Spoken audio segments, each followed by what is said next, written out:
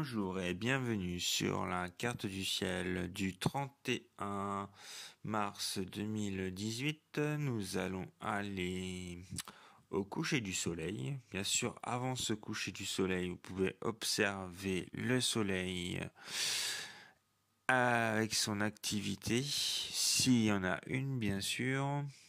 Sinon, voilà, vous pouvez aller voir le coucher du soleil.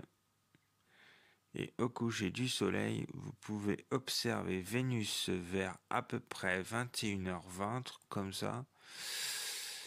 Juste après le coucher du soleil et Vénus, vous pouvez observer bien sûr toute la voûte céleste. Vous voyez que Sirius, Rigel, Aldébaran, tout ça, ils arrivent vers l'horizon, pas encore, mais presque.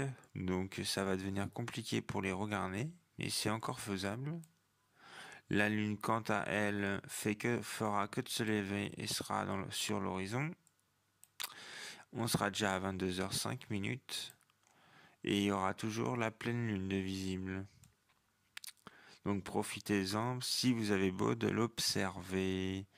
Voilà pour cela. Et ça va vous occuper une bonne partie de la nuit.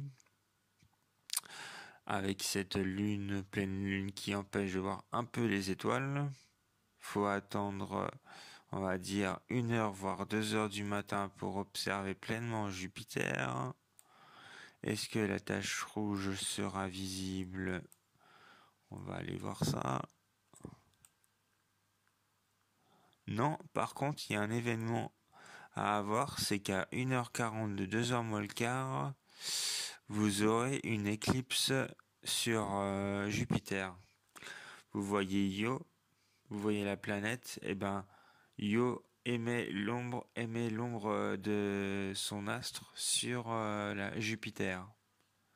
Ça fait un peu comme Jupiter et les satellites de Jupiter, ça fait un peu comme notre système solaire.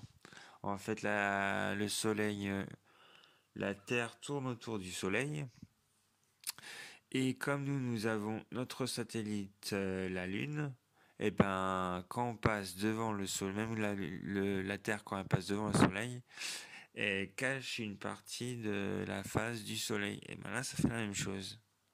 Ça fait une petite ombre, voilà, ce qui sera observable.